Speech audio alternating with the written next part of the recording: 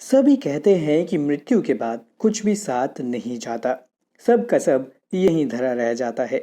आदमी खाली हाथ आता है और खाली हाथ ही चला जाता है। लेकिन यह सत्य नहीं है। दुनिया में ऐसी कई बातें हैं, लेकिन वह सत्य नहीं है।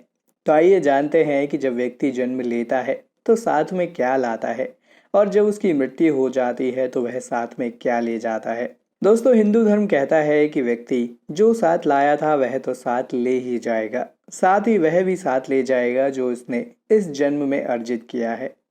इसके साथ साथ दोस्तों, क्या व्यक्ति साथ में लाया है और क्या अर्जित किया है यह भी जानना जरूरी है, क्योंकि इसी के आधार पर आपके होने वाली संतान या उस व्यक्ति को जो अगला जन्म मिलेगा उसका निर्धारण होता है।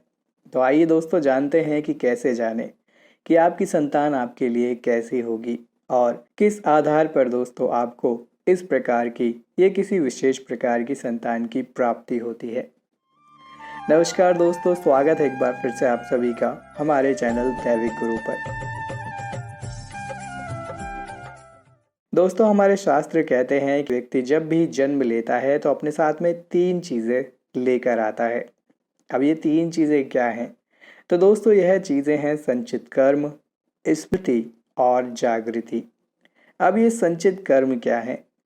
तो दोस्तों, हिंदू दर्शन शास्त्र के अनुसार मृत्यु के बाद मात्र यह एक भौतिक शरीर या देह ही नष्ट नहीं होता, जबकि सूक्ष्म शरीर जन्म जन्मांतरों तक आत्मा के साथ जुड़ा रहता है। यह सूक्ष्म शरीर ही जन्म जन्मांतरों तक शुभ अशुभ संस्कारों का वाहक होता है। संस्कार अर्थात दोस्तों, जो भी हमने अच्छे और बुरे कर्म किए होते हैं वह सभी हमारी आदतें होती हैं। दोस्तों, ये संस्कार मनुष्य के पूर्व जन्मों से ही नहीं आते, बल्कि माता पिता के संस्कार भी रज और वीर्य के माध्यम से उसमें प्रविष्ट हो जाते हैं, जिससे मनुष्य का व्यक्तित्व इन दोनों से ही प्रभावित होता है। दोस्तों, बालक के गर्भधारण की परिस्थितियां भी इन पर प्रभाव डालती हैं।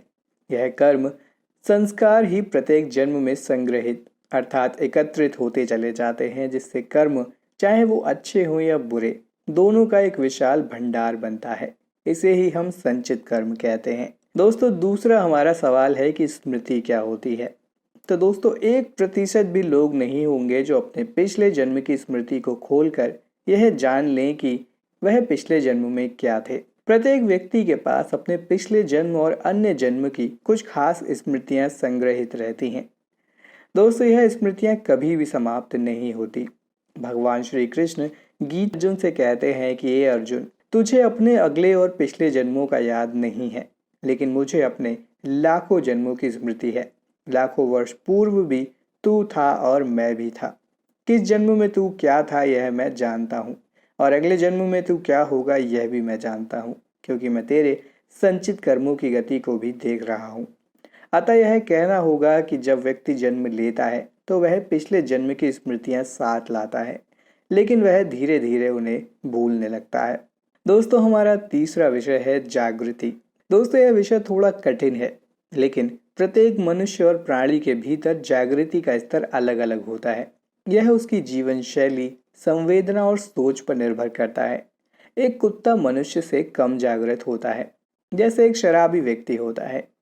आप में बेहोशी का स्तर ज्यादा है तो आप भावना और विचारों के वश में रहकर ही जीवन यापन करेंगे, अर्थात आपके जीवन में भोग, संभोग और भावना ही महत्वपूर्ण होगी। आप इसे इस तरह से समझिए कि आप में और पशुओं में क्या फर्क है। तो आप कपड़े पहनते हैं और थोड़ा बहुत सोचते हैं, लेकिन आप में वही सारी प्रवृत्तियां हैं जो कि एक पशु में होती हैं, जैसे कि ईर्ष्या करना, क्रोध करना, काम, भूख, लालच, मद आदि सभी तरह की प्राथमिक प्रवृत्तियां। प्राणियों को प्राणी इसलिए कहते हैं कि वह प्राण के स्तर पर भी जीते हैं और मर जाते हैं। उनमें मन ज्यादा सक्रिय नहीं रहता। मनुष्य में मन ज्यादा सक्रिय रहता है, इसलिए वे मन की भावना और विचारों में ही ज्यादा रमते हैं। वे मानसिक हैं। मन से ऊपर उठने से जागृति शुरू होती है। जागृति का पहला स्तर बुद्धि और द्वितीय स्तर विवेक है, और तृतीय स्तर होता है आत्मावान होने में। प्रार्थना और ध्यान में जागृति बढ़ती है।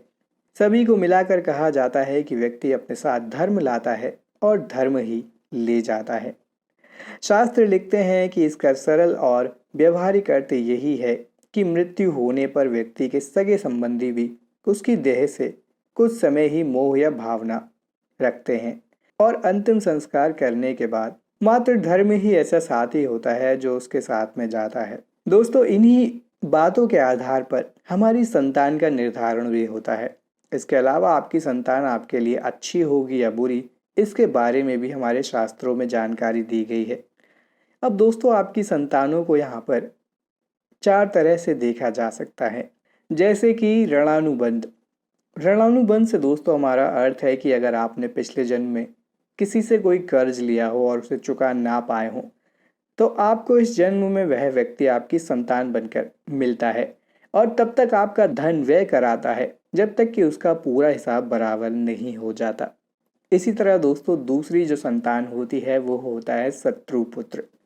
अगर आपके पिछले जन्म में कोई आपका दुश्मन था और वह आपसे अपना बदला नहीं ले सका, तो आपके इस जन्म में वह आपकी संतान के रूप में आपका एक अहम हिस्सा बनता है, जिसके बाद उसके कारण आपको जीवन भर परेशान ही रहना पड़ता है। दोस्तों, तीसरे प्रकार की संतान में हम देखते हैं उदासीन संतान। इस प्रकार की संतान माता पिता को ना तो कष्ट देती है और ना ही सुख। विवाह होने पर यह माता पिता से अलग हो जाती है। वहीं चौथी संतान होती है सेवक संतान। यदि पिछले जन्मों में आपने बिना किसी स्वार्थ के किसी की बहुत सेवा की हो, तो वह व्यक्ति आपका कर्ज उतारने आपके वर्तमान जन्म में पुत्र या पुत्री बनकर ज़रूर आता है। तो दोस्तों, आशा करते हैं कि आपको आज की हमारी यह वीडियो ज्ञानवर्धक लगी होगी। वीडियो अच्छा लगा हो तो ज़्यादा से ज़्यादा लाइक और शेयर करें। अगर आपने अभी तक चैनल को सब्सक्राइब नहीं किया है तो आज ही चैनल को सब्सक्राइब करें और जुड़े हमारे चैनल दैविक गुरु के साथ ऐसे ही और भी वीडियोस को देखने के लिए। तब तक के लिए आप सभी का धन्यवाद।